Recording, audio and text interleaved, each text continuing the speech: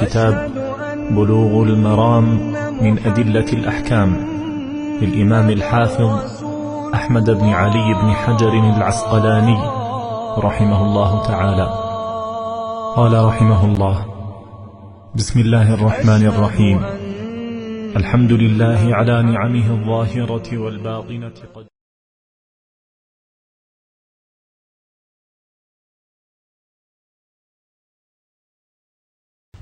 بسم الله الرحمن الرحيم. إن الحمد لله نحمده ونستعينه ونستغفره ونعوذ بالله من شرور أنفسنا ومن سيئات أعمالنا. من يهده الله فلا مضل له ومن يضلله فلا هادي له، وأشهد أن لا إله إلا الله وأشهد أن محمدا عبده ورسوله. يا أيها الذين آمنوا اتقوا الله حق تقاته ولا تموتن إلا وأنتم مسلمون. يا أيها الناس اتقوا ربكم الذي خلقكم من نفس واحدة وخلق منها زوجها وبث منهما رجالا كثيرا ونساء، واتقوا الله الذي تساءلون به والأرحام إن الله كان عليكم رقيبا. يا أيها الذين آمنوا اتقوا الله وقولوا قولا سديدا يصلح لكم أعمالكم ويغفر لكم ذنوبكم، ومن يطع الله ورسوله فقد فاز فوزا عظيما. أما بعد،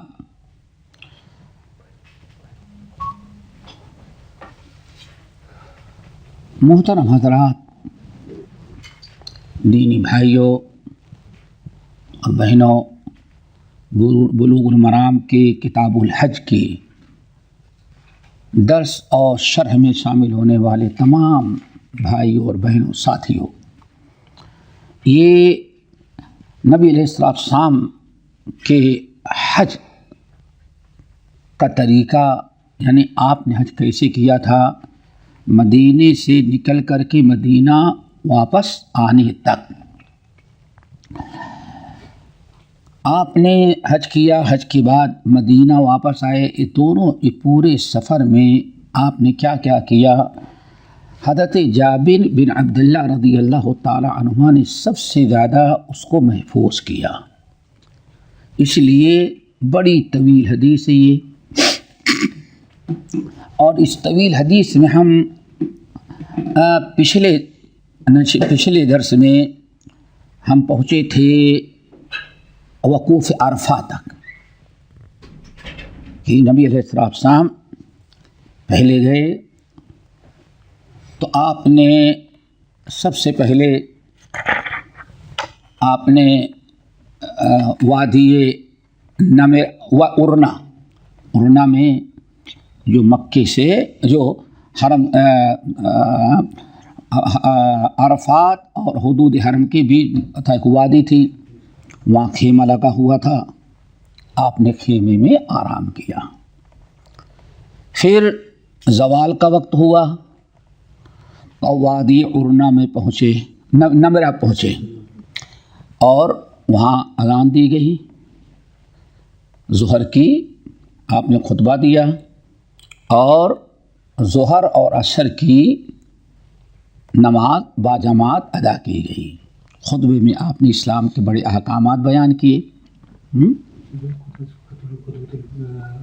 عرفہ اسی کو حجت خطبۃ الوداع، جی حجت الوداع، عرفات کا خطبہ آپ نے بڑا تاریخی دیا۔ خطبے نماز سے فارغ ہونے کے بعد اب آپ عرفات میں داخل ہوئے، سمجھ گئے نا؟ یہ جہاں آپ نے نماز پڑھی تھی وہ عرفات سے باہر ہے، بلکہ ملا ہوا ہے، تو آپ نے خطبہ دی، پھر آپ میدان عرفات میں داخل ہوئے، وقوف عرفہ شروع کیا۔ ظہر اور عصر، ہاں جہاں آپ نے نماز پڑھائی تھی وہ حدود عرفہ کے باہر ہے۔ ظہر اور عصر کی نماز اکٹھا پڑھی، جمعے کے دن تھا وہ، آپ نے ظہر کی اور عصر کی نماز बाजमात अदा किया और खुतबा भी दिया। लेकिन ये जहाँ आप क़याम खड़े होकर के खुतबा दे रहे थे, नमाज पढ़ाई, वो अरफात से बाहर था, हुदूद अरफात से बाहर है।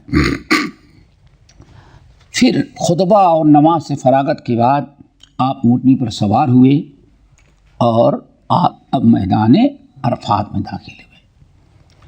तो मैदान अरफात में आप चलते गए यहाँ तक कि जबल रहमत जिसको कहते हैं, अरफात में आप देखेंगे मस्जिद जहाँ है वहाँ से खड़े होकर के मस्जिद पीठ की तरफ करें और उधर देखेंगे तो आपको पहाड़ नज़र आएगा। कोई बहुत बड़ा पहाड़ नहीं है, सफ़ेद रंग का, उस पर एक सुतून भी बना दिया है ऊपर। हालांकि वो सुतून अपना बना, अहले बिदात की जब हुकूमत उन्होंने बनाया, उसकी कोई हैसियत नहीं है, सब मना किया गया है। तो आप अरफात में गए। अरफात में जब आप खड़े हुए तो ये समझें, इसको इस तरह से अच्छी तरह से समझें ताकि आप लोगों को तरदीद कर सकें, समझा सकें। बहुत बड़ी गलती होती है। नबी अलैहिस्सलाम ऐसे खड़े हुए कि आप और किबले के दरमियान अरफात पड़ा, जबल रहमत। नहीं समझे? आप जब मदीने से जाएंगे, मक्के से अरफात की तरफ जाएंगे, तो ये सारे मकामात पढ़ते रहेंगे। मिना, मुज़दलिफ़ा के बाद उरना, नमेरा, फिर अरफात। ऐसे आपको सब क्रॉस करते हुए चले जाना है। जब आप वकूफ़ करने लगे तो ये नुक्ता याद रखिए कि सब दुआ के आदाब में से है कि किबला रू दुआ होना करना, ये भी कबूलियत दुआ के आदाब में से है। तो आपने किबले का ख्याल करते हुए जबल रहमत के पास इस अंदाज से खड़े हुए कि जबल रहमत, दो शक्लें हैं। अगर किबला रू करते हैं तो जबल रहमत पीछे पड़ता है, और अगर किबले आप जबल रहमत के वारे चले जाते हैं तो जबल रहमत बीच में आ जाता है। ये खाने काबा था मक्का, ये जबल रहमत। तो अल्लाह के वसल्लम उसकी दामन में खड़े हुए, इस तरह से खड़े हुए कि जबल रहमत का दामन हो लेकिन आप का रुख किबले की तरफ हो जाए। एक चीज़ तो ये सुन्नत यही है, सुन्नत यही है कि दुआ करे तो किबला रू होना चाहिए। किबला रू, जबल रहमत कोई कबूलियत दुआ का किबला नहीं है। नबी अलैहिस्सलाम ने किबले का रुख किया तो जबल रहमत बीच में था। जबल रहमत सामने खड़े हो, आप ऊँटनी पर सवार दुआ कर रहे थे, और जबल रहमत आपके और किबले के दरमियान था।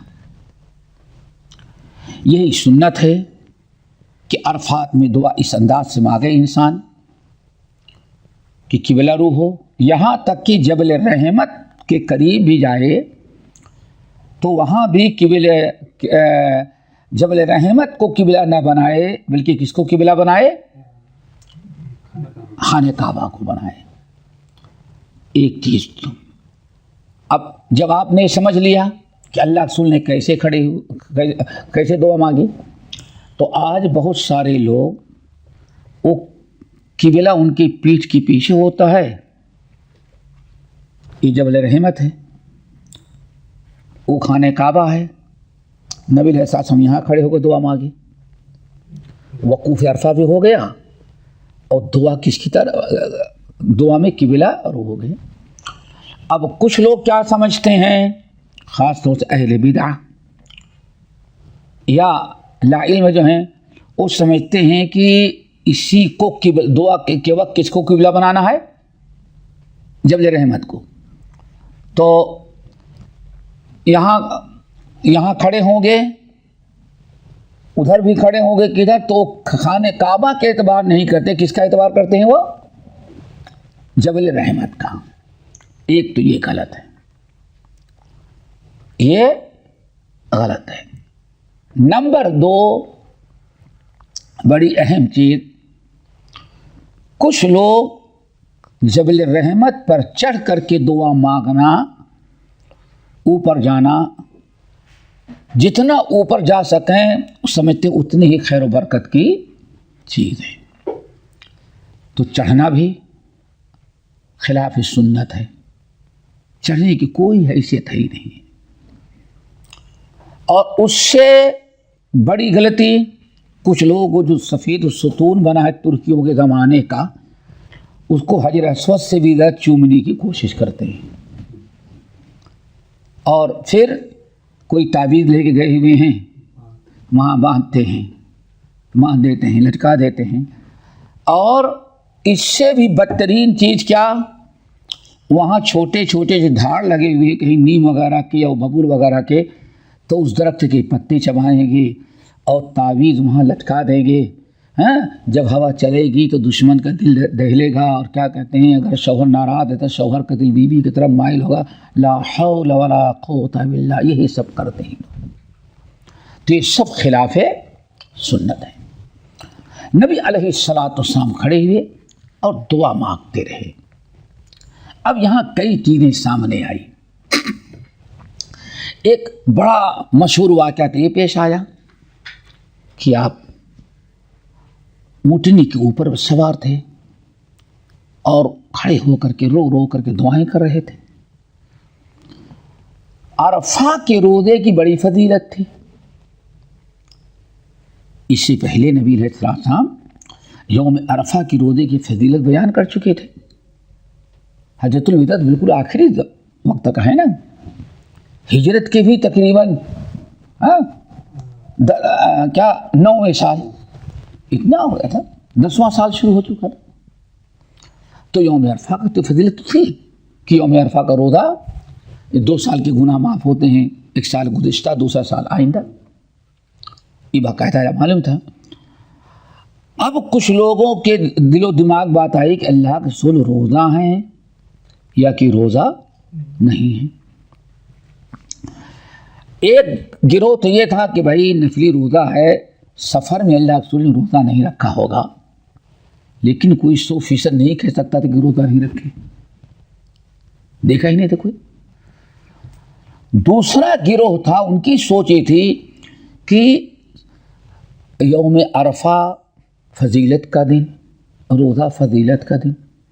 جب مدینے میں 2 سال کے گناہ معاف ہوتے ہیں، اتنی فضیلت، یہاں مقدس دن اور مقدس مقام پر اللہ کے رسول کیسے چھوڑے ہوں گے؟ یہاں تو ضرور آپ نے روزہ رکھا ہوگا. اب یہ آپس میں چیمی گوئیاں شروع ہو گئی، بات بہت آگے بڑھ گئی. لیکن کون پوچھے؟ آپس میں گفتگو ہو رہی تھی. نہیں، ایک گروہ کہتا نہیں روزہ ہے، دوسرا گروہ کہتا نہیں، آپس میں گفتگو ہوتی تھی. یہ بات ام الفضل، اللہ ام الفضل.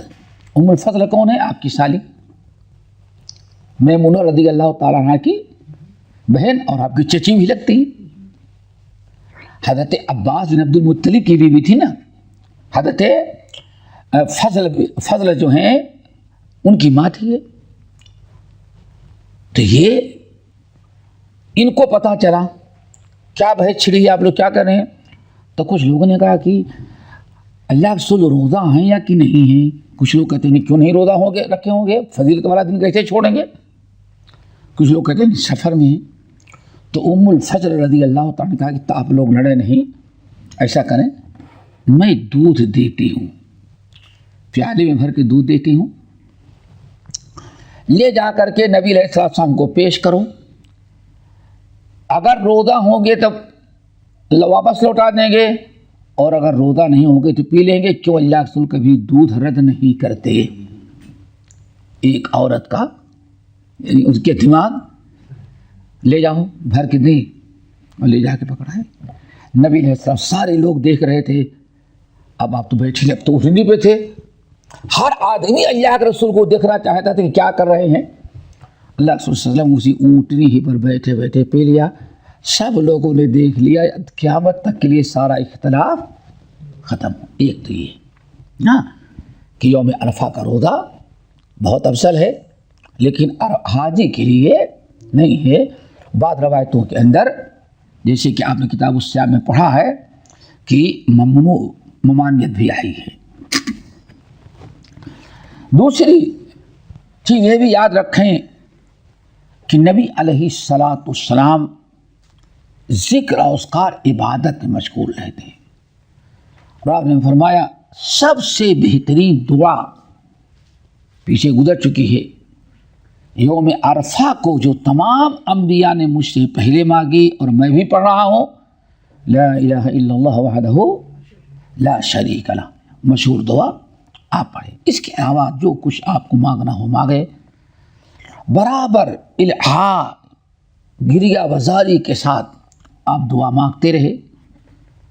اور پھر آپ نے ایک بہت بڑی چیز کا اعلان کر دیا، ان الدین یسر، ان الدین یسر کے تحت آپ اونٹنی پر سوار تھے اور اسی پہاڑ کے دامن میں کھڑے دعائیں کر رہے تھے۔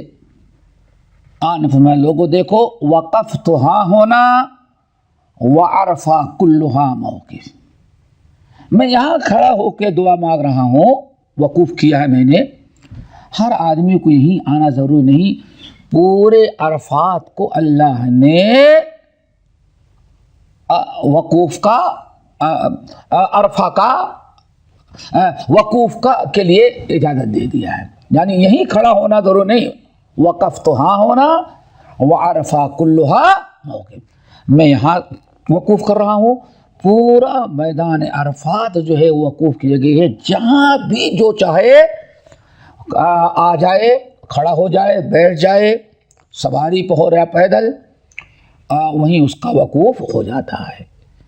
یہ پھر نبی علیہ السلام کے فرمان کے مطابق، اشارے کے مطابق بعد میں عرفہ کہاں سے کہاں تک کہا جاتا تھا، حکومت نے اس کی حدود قائم کر دی ہیں اور باقاعدہ بورڈ لگا دیا ہے کہ یہی حد ہے، اس کے باہر اگر کوئی وقوف کیا تو حدود عرفات سے باہر۔ الحمدللہ نبی علیہ السلام نے تمام قیامت تک آنے والی حجاج کی آسانی کے لیے، ورنہ ایک چھوٹی سی جگہ میں کہاں کتنے لوگ ٹھہر سکتے تھے، رمی جمرات میں کیسی بھیڑ ہو جاتی ہے، حجر اسود کے بوسہ میں کیسے، لیکن اللہ نے اتنا آسانی کر دی کہ کوئی کسی کو پریشانی نہیں ہوتی۔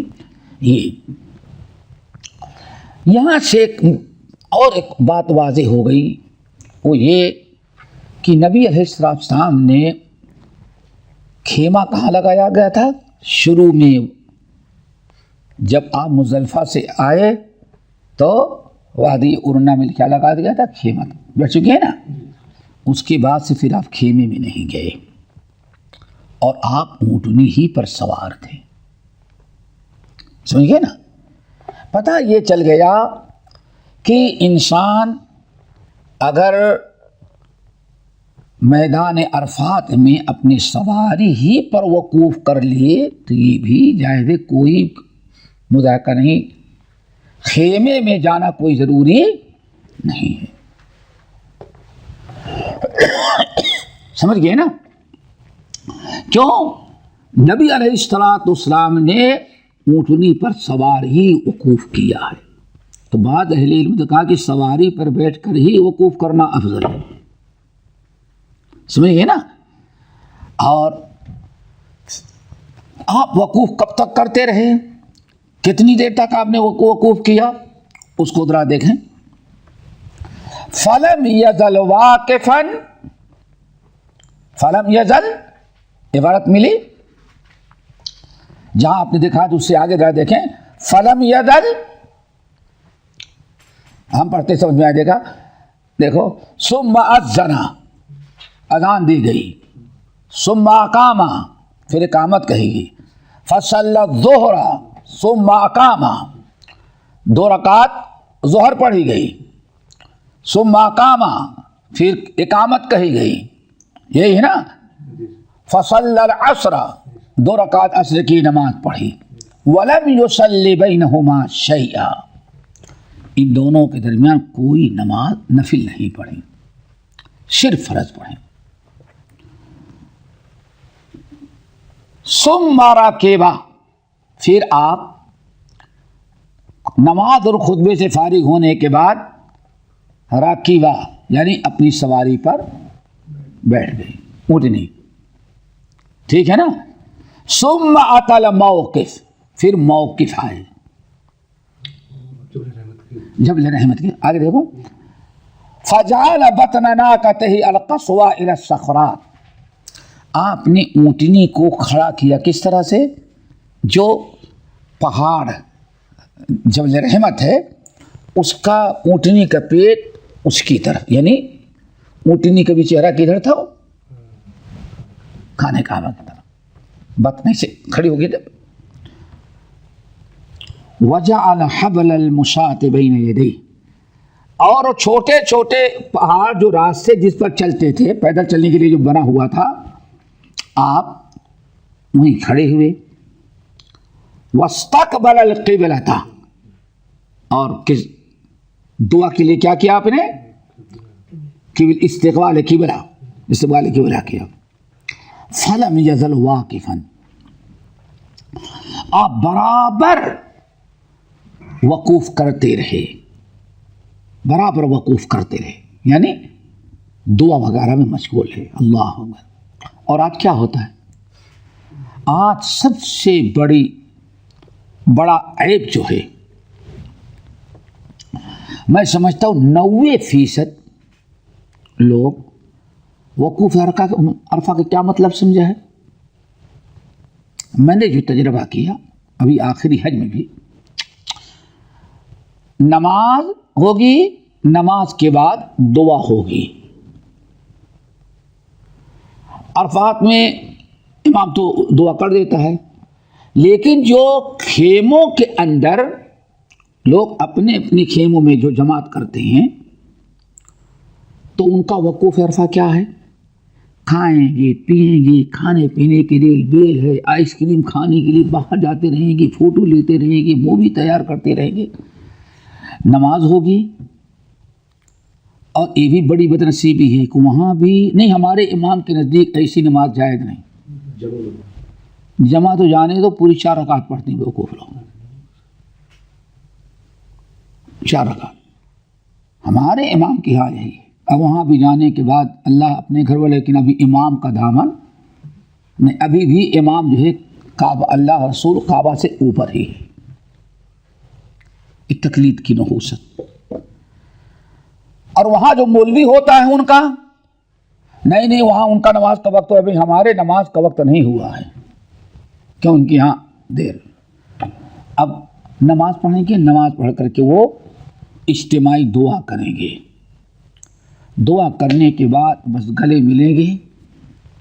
اب اس کے بعد غروب آفتاب تک ان کا کوئی ذکر، پورا مشغلہ فوٹو تیار کرنے میں، مووی تیار کرنے میں، کھانے میں، پینے میں، گھومنے میں، بات کرنے میں، ٹہلنے میں.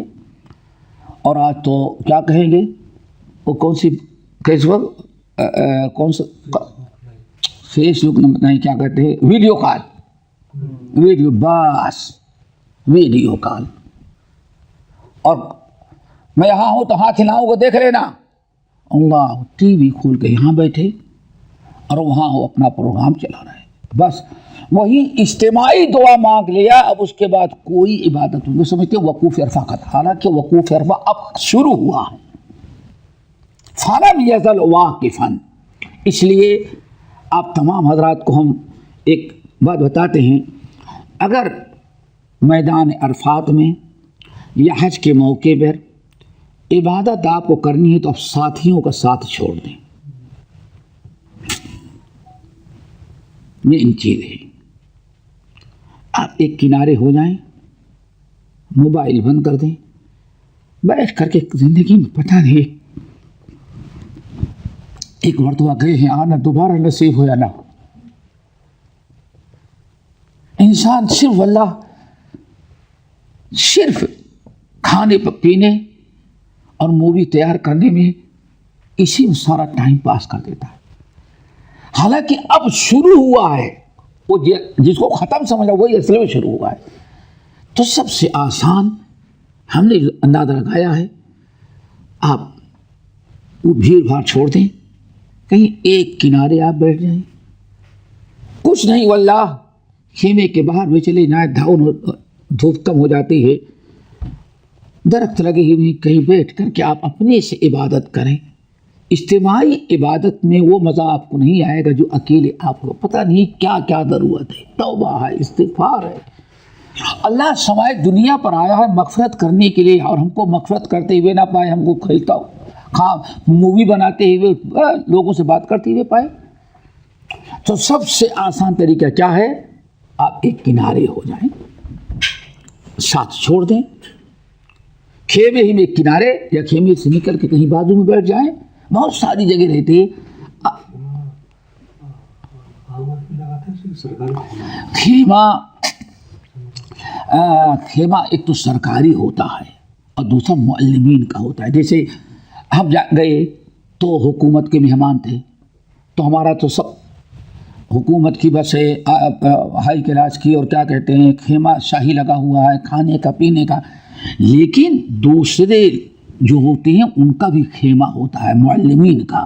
چونکہ گرمی وغیرہ میں کہاں, پھر تو سب بڑی پریشانی کیا ہے, ایک آدمی غائب ہو گیا تو ملے گا کہاں.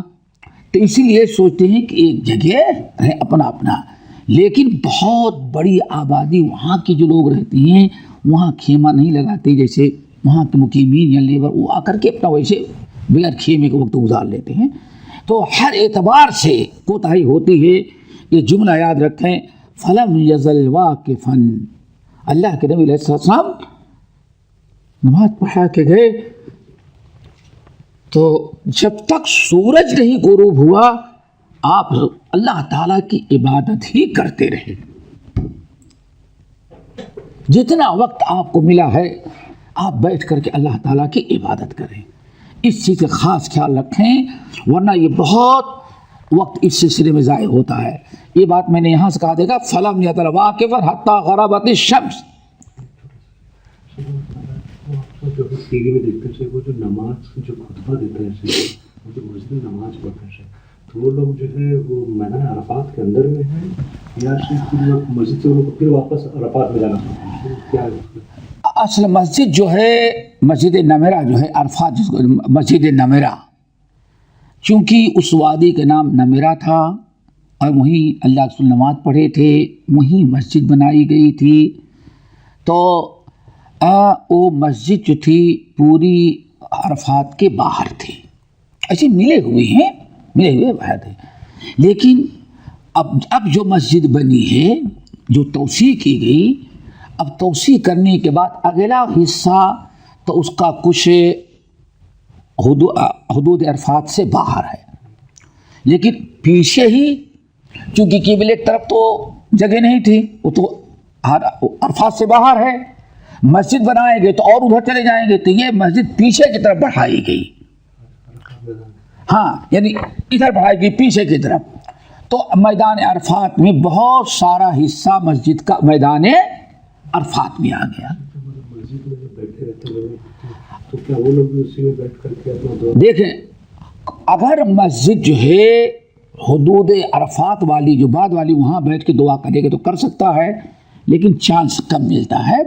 اور اللہ رسول نے چھت کے نیچے کیا باہر ہی وقوف کیا, نکل جائے, لیکن اگر کرے گا تو ہو جائے گا وقوف. تو وہاں سے اب جب نکل جائیں گے تو بہت بڑا پھیرا پورا میدان. پھر وہاں اپنا اپنا کچھ پرائیویٹ خیمے ہوتے ہیں, کچھ حکومت کے ہوتے ہیں, کچھ معلمین کے ہوتے ہیں. یہ پہلے پہنچ گئے ہیں, 2-4 چادر جگہ درخت وغیرہ مل گیا, 2-4 چادر لگا کر کے انہوں نے اپنے دوست احباب کے لیے بنا رکھا تھا کہ دھوپ سے بچ جائیں. لیکن یہ ہے کہ کہیں بھی رہے وہ عبادت میں مشغول رہے. سمجھ گئے نا, فلم یزل واقفا حتی غربت الشمس. آپ برابر وقوف کا مطلب وہاں ٹھہرے رہے, دعائیں کرتے رہے, آپ کو بھوک لگی ہے، کھانا پینا ہے، حاجات ہے، اس کی کوئی مانیت نہیں ہے، لیکن فضول اپنا وقت ہے ضائع نہ کریں، تلاوت کریں. یا میں کہتا ہوں سب سے افضل دعا لا الہ الا اللہ وحدہ لا شریک، پڑھتے رہیں توبہ استغفار.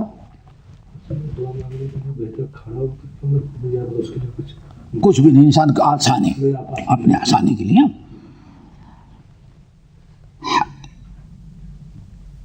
وَذَهَبَتْ، یہاں تک کہ سورج غروب ہو گیا. وَذَهَبَتِ الشُّفْرَةُ قَلِيلًا، اور زردی بھی، پیلا پن وہ دیکھتے ہوں گے غروب ہونے کے پہلے ہی سے پورا پیلا ہو جاتا ہے. ہاں اللہ تعالیٰ نے بہت، کبھی پلین وغیرہ ہو، سمت نہ معلوم ہو تو صبح شام میں پتہ چل جاتا ہے کہاں، نیچے سے زیادہ پیلا پن نظر آتا ہے وہاں، بہت خوبصورت. صبح بھور میں بھی پیلا، سورج نکلنے کے پہلے، اور رات کو غروب. تو جب سورج غروب ہو گیا یہاں تک کہ پیلا پن بھی کچھ چلا گیا، یہاں تک کہ ٹکیا جو ہے وہ کرس، وہ کیا ہے، بیچ کی ٹکیا بن جاتی نا سورج غروب ہونے کے پہلے وہ پیلا پیلا بالکل سی ٹکیا بن جائے، اسے کرس کہتے ہیں. ٹکیا جو ہوتا ہے نا، یہ دوا گیا اس کو ٹکیا کہا جاتا ہے. سورج غائب ہوگا ٹوٹل، ٹھیک ہے نا. دفع، اب آپ وہاں سے دفع ہوئی، واپس ہونے لگے. اردو میں بولتے رہے دفع ہو جاؤ، ہاں یہی دفع. اب وقوف عرفہ کا وقت ختم ہو گیا. اب وقوف عرفہ کا وقت کب ختم ہوا؟ سورج غروب ہونے کے بعد. جی جی جی، یہ بتا رہے ہیں نا کون؟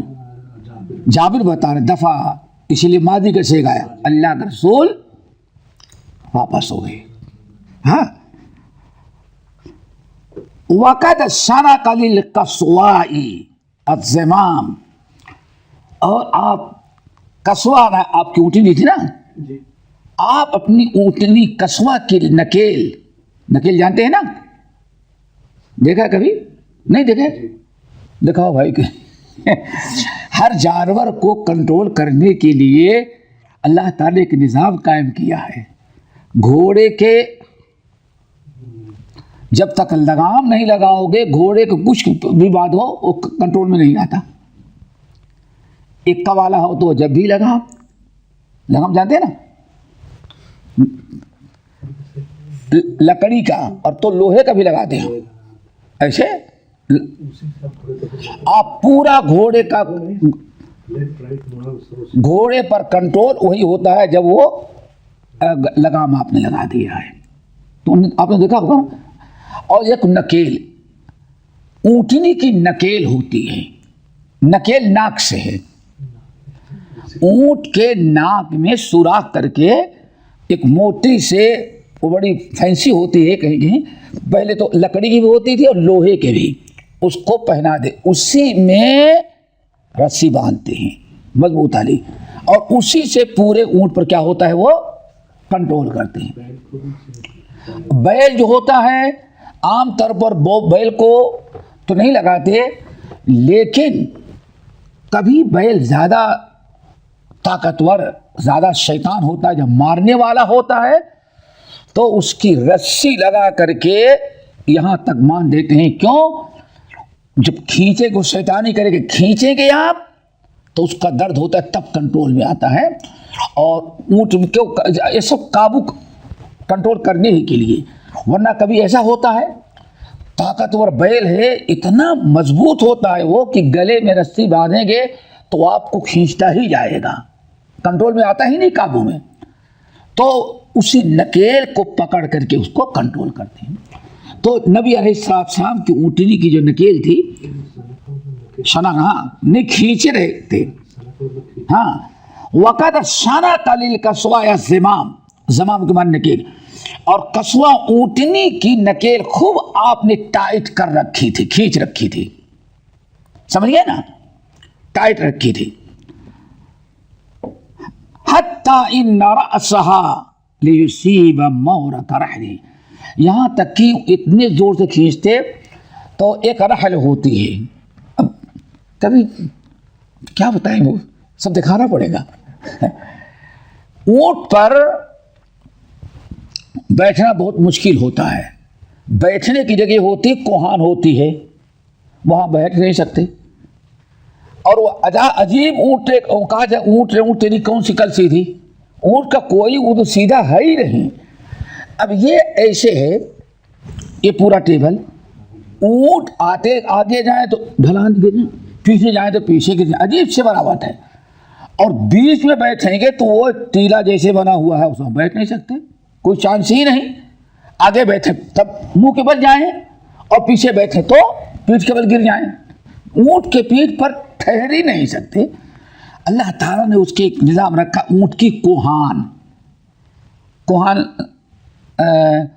کبھی کبھار بر صغیر میں جو قبر بنائی جاتی ہے دفنانے کے بعد، دیکھے ہوں گے. اب ہمارے علاقے میں تو نارتھ میں، ساؤتھ میں جا سکتا ہے. قبر جو ہوتی ہے دفنانے کے بعد جب مٹی ڈالتے ہیں تو بیچ میں تھوڑی سی مٹی اٹھا دیتے ہیں، بالکل پلین نہیں رکھتے. قبر ساری مٹی ڈالیں گے تو چاروں طرف سے برابر ہوگی، لیکن بیچ میں اللہ رسول فرماتے اس طرح سے تھوڑا سا اونچا بنا دو. اس کو کیا، اسے کاس نعمت البخت، اونٹ کی کوہان کے مانند قبر بنائی جاتی تھی. خیال نہیں کیا ہوگا یا کوئی ضروری نہیں ہے. تو اونٹ کی کوہان پر اب وہاں آدمی کے بیٹھنے کے لیے یا سامان لا دینے کا کوئی چانس نہیں. تو ایک بنایا جاتا ہے لوہے کا، لکڑی کا ایسا فریم بناتے ہیں موٹی لکڑی کا کہ وہ اونٹ کی جو کوہان ہے چاروں طرف سے وہ لکڑی گھیر لیتی ہے. گھیر لینا. اب کوہان کے چاروں طرف سے لکڑی ہوگی، دائیں بائیں آگے پیچھے. آگے پیچھے اتنی لکڑی بنا دی جاتی ہے کہ ایک آدمی پیچھے بیٹھنا چاہے ایسے ٹانگ لٹکا کر کے، یا آگے بیٹھنا چاہے تو دو آدمی بیٹھ جاتے ہیں اونٹی پر. سمجھ گئے نا؟ یہ ان کا طریقہ. وہ نا بغیر اس کے نہ سامان لا سکتے. اب سامان لا دیں گے تو وہ کھلا ہی رہے گا، ادھر دائیں بائیں اور ایک بیچ میں رہتا ہے. تو اس کو کہتے ہیں کوہان رحل. نبی علیہ السلام جب قصوہ پر چلے، کہاں چلے؟ عرفات سے مزدلفہ کی طرف. تو آپ اپنی اونٹنی کی نکیل خوب ٹائٹ رکھتے تھے اور اتنا کھینچ لیتے تھے کہ کبھی کبھار اونٹنی کا منہ ایسے پلٹ کے کہاں ہو جاتا تھا؟ کوہان جو لکڑی تھی نا وہاں تک مڑ جاتی تھی. ایسا کیوں کرتے تھے آپ؟ بھیڑ بھاڑ میں تاکہ اونٹنی کسی پر چڑھ نہ جائے. کنٹرول. آج آپ بریک لگائیں گے نا تو سمجھو وہی ایک قسم کا بریک لگا کے اللہ رسول چل رہے تھے. نکیل ٹائٹ رکھتے تاکہ اونٹنی تیز جا نہ سکے. اور کبھی کبھار کہتے اتنے زور سے آپ اتنی ٹائٹ کھینچ کر دیتے تھے کہ اونٹنی کا منہ بالکل مڑ کر کے وہ جو کوہان ہوتی ہے جو وہاں لکڑی رکھی تو بیٹھنے کی سیٹ سمجھ جاؤ سیٹ کی طرف ہو جاتی تھی تاکہ رفتار اس کی ختم ہو جائے، کسی کو دیکھ کر کے کچھ حملہ نہ کر سکے. بہت ساری چیزیں ہوتی.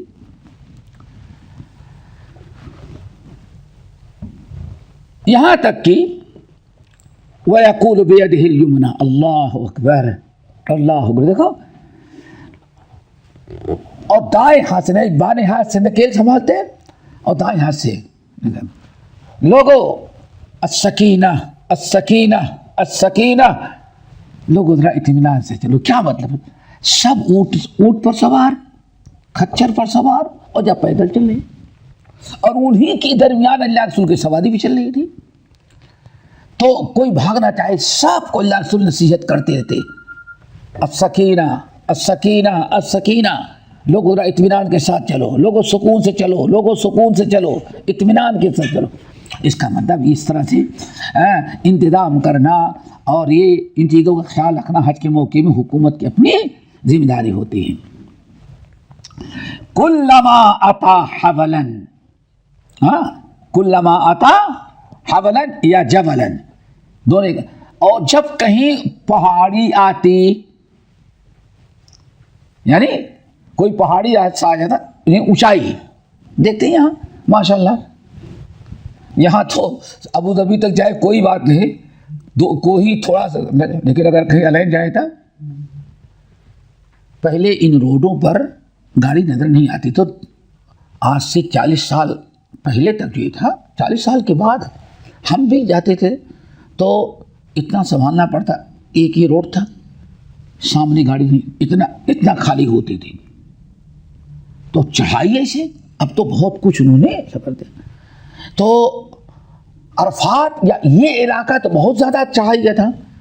تو جب کہیں چڑھائی کا وقت آتا تو نبی علیہ السلام تو اونٹنی کی نکیل ڈھیلی کر دیتے تھے. کیوں؟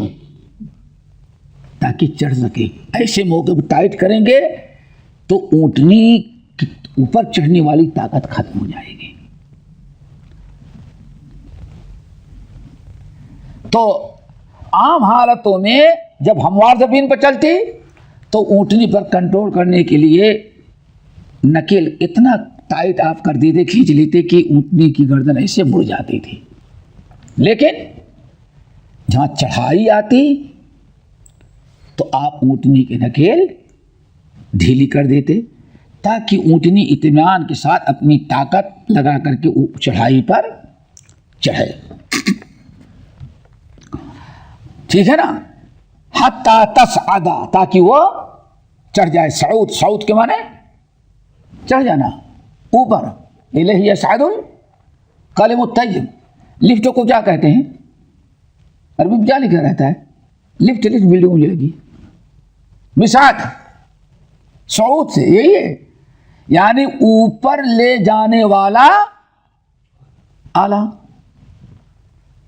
تو آپ اتنا ڈھیلی کر دیتے تھے نکیل حتی یصعد، تاکہ اطمینان کے ساتھ اونٹنی اوپر چڑھ جائے. حتی اتی المزدلفہ، یہاں تک کہ آپ، سورج کہاں غروب ہو گیا تھا؟ عرفات میں. اب نماز پڑھنی چاہیے تھی، اب کافی فاصلہ ہے. آپ نماز پڑھنے کی بجائے آگے، اور اب لوگ نماز اللہ ضرورت ہے آگے بڑھو. آپ کہیں نماز کے لیے رکے نہیں، چلتے رہے یہاں تک کہ آپ مزدلفہ پہنچ گئے. جب مزدلفہ آئے، جس کو مزدلفہ کے اور کیا نام ہے؟ مشعری، اسے پہلے گزر چکا ہے.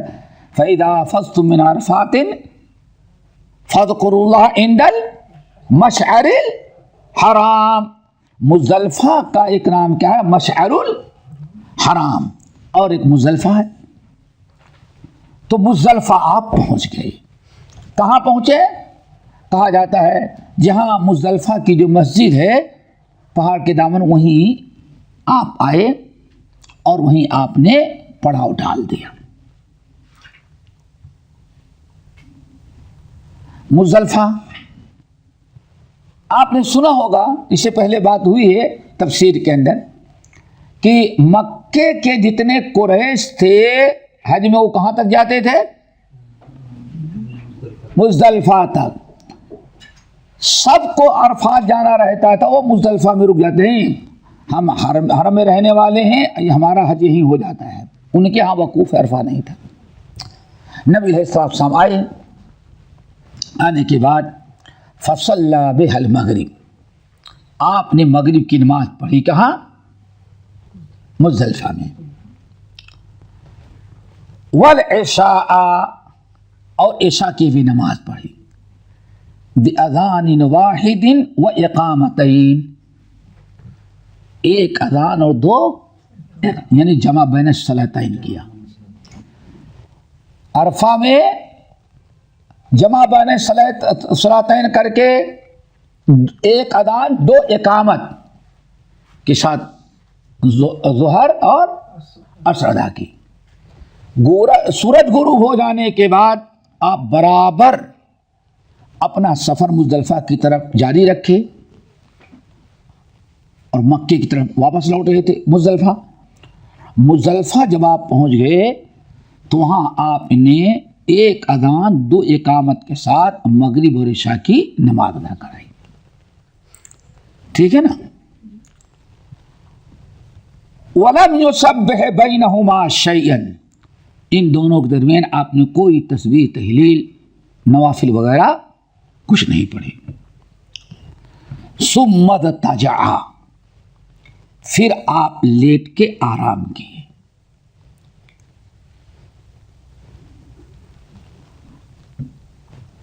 دل میں عرفات سے پہلے آپ نے وادی ارنا میں خیمہ لگایا گیا تھا، وہاں آپ نے آرام کیا تھا، اور رات کو واپسی میں کہا مزدلفہ میں آپ نے رات گزاری. دن عرفات میں 9 کا دن عرفات میں، اور 9 کے دن کی بعد جو رات ہوئی تو کون سی تھی؟ 10 کی، عید الاضحیٰ کی رات 10 کی. آپ نے وہ رات مزدلفہ میں گزاری اور آپ لیٹ کے آرام کیے. کوئی نفلی عبادت اس دن آپ نے نہیں کیا. حتی طلع الفجر، آپ آج کی رات کب تک عبادت آرام کرتے رہے؟ فجر تک. تہجد کی نماز وغیرہ نہیں پڑھی آپ. حتی طلع الفجر، آپ نے خوب آرام کیا. فصلى الفجر حين تبين له الصبح بأذان وإقامة، جب فجر کا وقت ہو گیا، اس زمانے میں گھڑی تو نہیں تھی، مشرق کی طرف دیکھ کر کے اندازہ لگاتے تھے. تمہارے دادا نے بھی ایسے کیا ہوگا، اور آج تو تم کو پتہ بھی نہیں چلے گا سورج کی طرف غروب ہوتا ہے طلوع ہوتا ہے. نہیں، تم کو آنے والی نسل کو نہیں معلوم رہے گا. وہ سورج دیکھتے ہی نہیں، چاند دیکھتے ہو تو فلیٹوں پر. تو صبح کا ٹائم معلوم کرنا ہے تو وہی مشرق کی طرف دیکھتے تھے اور اندازہ لگا لیتے تھے کہ یہ کتنا. واللہ ہم نے جو روزہ رکھنا شروع کیا ہے تو ایک گھر میں کسی کے پاس گھڑی نہیں تھی، کچھ نہیں. صحن میں نکل کر کے والدہ دیکھ لیتی تھی ستارہ، یہ ستارہ یہاں ہے، اس سحر کا وقت ہو گیا ہے. پکاتی اٹھاتی ہم لوگ سحر کر دیں، نہ کسی سے پوچھ رہا نہ کچھ. اور واقعی بالکل صحیح ٹائم رہتا تھا. اور ٹرین پکڑنا ہے، سواری، ٹرین کتنے بجے ہاتھ گزرتی تو وہ بھی وہی بتاتی کہ آپ ٹرین کا وقت آ گیا ہے. یہی سب تھا. یہ دیہات پرانے لوگوں کو بڑا تجربہ تھا. ظہر کا نماز وقت ہو گیا ہے، نہیں ابھی نہیں ہوا ہے، تھوڑا سا باقی. اللہ اکبر، آج تو دیکھیں گے، نہیں گھڑی لاؤ تب دیکھ بتائیں گے. سب ختم ہو گیا. پورا ویسے دیکھتے تھے. ہمارے والد گھڑی کسی نے لا کر کے کلکتہ سے دے دیا تھا. میں نے بتایا پورے گاؤں میں ایک ہی گھڑی تھی، تو وہ چابی والی تھی. تو والد صاحب اس کو سوچتے بار بار چابی دے کے زیادہ استعمال کرے تو ختم ہو جائے، کون لا کے کہاں ملے گی گھڑی. تو والد صاحب اس کو کبھی تھوڑا سا پہنتے پھر اس کو رکھ دیتے تھے. اب گھڑی بند ہو جائے، چابی والے نہیں دیکھو گے، اور 24 گھنٹے بند ہو جاتی تھی. تو ملاتے کیسے تھے؟ جب دوبارہ چالو کرنا ہے تو وہی ستارہ یا سورج دیکھ لیتے، اتنا بجا ہوگا میرا بس، وہی سے ٹائم سے شروع ہو جاتا تھا. بس 11 بج گئے ہوں گے، 11 کا نمبر ڈال دیا، گھڑی چل رہی ہے. تو نبی علیہ السلام کوئی اس وقت ٹائمنگ کا انتظام نہیں تھا. آپ اٹھے، سوئے، دیکھا کہ صبح ہو گئی ہے. آپ نے لوگوں کو اعلان کیا، ایک اذان ہوئی، اقامت ہوئی، اور باجماعت آپ نے نماز فجر ادا کرا دیا. دیکھیں، فصل الفجر حین تبین له الصبح، جب آپ نے دیکھا کہ فجر کا وقت ہوگا، صبح ہو چکی ہے، تو ایک اذان اور اقامت کے ساتھ آپ نے نماز پڑھا دی. فجر کی نماز پڑھائی باجماعت. ہو گئی بات. سورج تو ابھی طلوع نہیں ہوا ہے, یاد رکھیں نا, سورج طلوع نہیں ہوا ہے, نماز پڑھائی, ثم رکبا, پھر آپ سوار ہو گئے, سوار ہو گئے, حتی اتی المشعر الحرام, یہاں تک کہ آپ مشعر الحرام آ گئے. جب آپ عرفات سے مینا کی طرف آنے لگیں گے, مکے کی طرف, تو جیسے عرفات پورا ہوگا پھر سب سے بڑی جگہ مزدلفہ آئے گی. مزدلفہ نا, ہاں مزدلفہ. اس کے بعد مینا, مینا کے بعد مکہ. تو آپ جب چلیں گے تو آج جو راستہ بنا ہوا ہے مزدلفہ پہنچیں گے تو آپ کی لیفٹ سائڈ آپ دیکھیں گے پہاڑی نظر آئے گی, اسی پہاڑی کے نام مشعر الحرام. نبی علیہ السلام نماز فجر ادا کرائے ہیں, اور ادا کرانے کے بعد جیسے عرفات میں ظہر اور عصر اور خطبہ تمام چیزوں سے فارغ ہونے کے بعد سواری پر بیٹھے, کہاں گئے؟ جبل رحمت پر گئے, جبل عرفات گئے, جبل رحمت. بالکل ایسے ہی نبی علیہ السلام جیسے وہاں وہ ایک مشعر ہے حق, یعنی حج کے مقامات میں سے کیا ہے؟ جبل عرفات یا جبل رحمہ.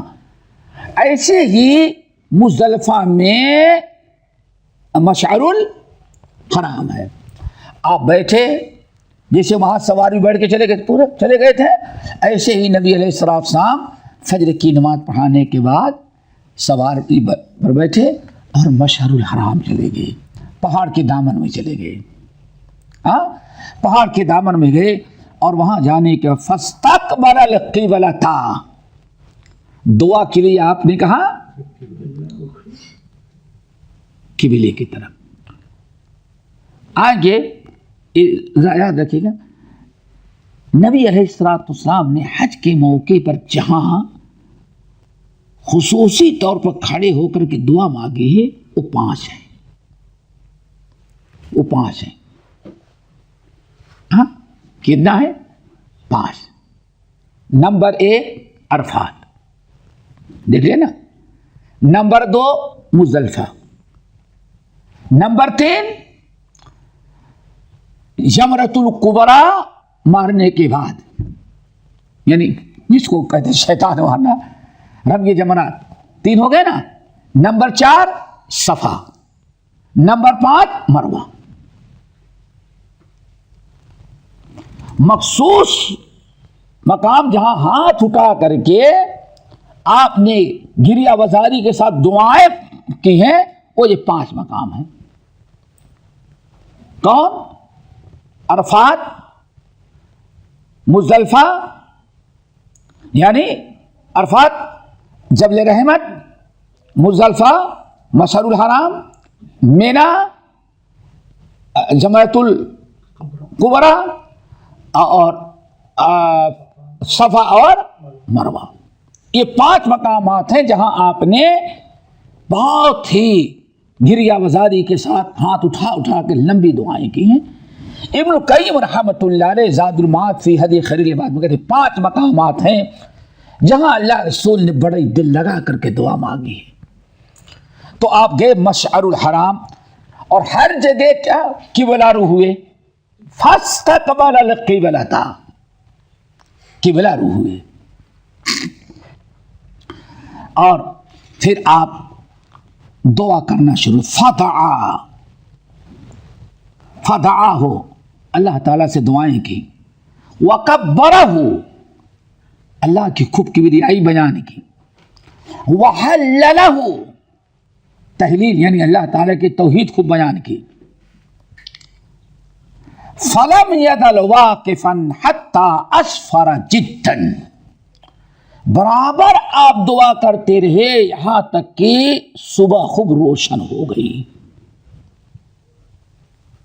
صبح خوب روشن ہو گئی. یہ آپ نے وہاں دعائیں کی. اور ہر جگہ دعا میں دیکھیں توحید کا بہت ہی زیادہ. یہاں ایک چیز یاد رکھیے، عام طور پر علماء بھی اس کو بیان نہیں کرتے، ادھر اس کو غور سے یاد سنیں اور یاد رکھیں. مزدلفہ میں عام طور پر لوگ مبیت مزدلفہ کہتے ہیں، بس یعنی مزدلفہ میں وقوف یعنی رات گزارنا. اسی لیے لوگ رات گزارے اور چلے، کچھ لوگ تو ٹھہرتے ہی نہیں. تو مزدلفہ کے متعلق دو چیزیں ہیں، ان کا یاد رکھیں. اور لوگ ایک ہی چیز سمجھتے ہیں، اس کو اچھی طرح سے یاد رکھیں. مزدلفہ عرفات سے جب مزدلفہ میں رات گزاریں گے تو رات گزارنے کے علاوہ رات گزاریں گے تو یہاں مزدلفہ آنے کے بعد دو چیزیں ہیں. ایک ہے مبیت مزدلفہ یعنی رات گزارنا، اور دوسرا ہے مشعر الحرام یا اس کے قریب جو مزدلفہ میں کھڑے ہو کر کے دعا کرنا، دعا مانگنا.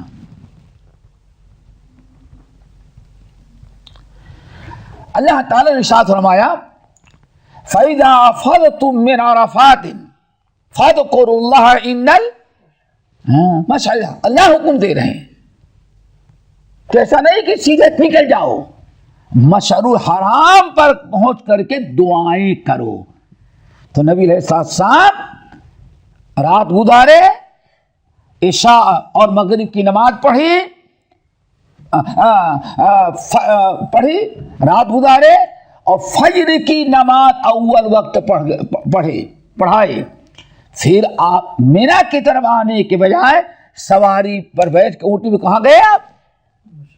مشرق. اور وہاں آپ دعا مانگتے اور دیر تک دعا حتی اسفر جداً، یہاں تک کہ صبح بہت زیادہ روشن ہو گئی. سورج نہیں ہوا، سورج طلوع نہیں ہوا. یہ فرق ہے. مزدلفہ کا عرفات کا وقت کیا ہے؟ غروب شمس کہاں ہونا چاہیے؟ عرفات میں. یہ نقطہ یاد رکھنا.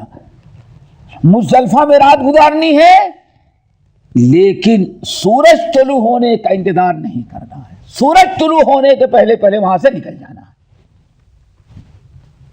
فرق محسوس ہوا؟ دیکھیں نبی علیہ السلام فجر کی نماز پڑھا کے کہاں گئے؟ مشعر الحرام گئے. مشعر الحرام گئے نا، اور وہاں آپ دعا کا فاستقبل القبلۃ فدعاہ وکبرہ وحلل فلم یزل واقفا حتی اسفر جدا. برابر آپ دعا مانگتے یہاں تک کہ صبح خوب روشن ہو گئی. پھر سورج طلوع ہونے کے پہلے فدفع قبل ان تطلع الشمس، سورج طلوع ہونے کے پہلے پہلے آپ مزدلفہ سے روانہ ہو گئے. تو وہاں عرفات میں سورج غروب ہونے کے بعد نکلنا ہے، لیکن مزدلفہ میں اس کے برخلاف سورج طلوع ہونے کے پہلے نکل جانا ہے. میرا خیال ٹائم ہو گیا. انشاءاللہ ابھی ہو سکتا ہے ساتھیوں ذرا کچھ لگتا ہو کہ بہت لمبا ہو گیا، حدیث بہت لمبی ہے، اس لیے ٹائم ہے. انشاءاللہ اگلے میں ختم ہو جائے گا. اللہ تعالیٰ ہم سب کو عمل کی توفیق نصیب فرمائے اور سب کو اللہ تعالیٰ حج اور عمرے کی توفیق دے اور ایسا حج کرائے جو نبی صلی اللہ علیہ وسلم کی اتباع کے مطابق ہو. اللہ تعالیٰ ہم سب کو اپنے گھر کا اور ان مقامات مقدسہ اور مشاعر حج کے دیدار کرائے.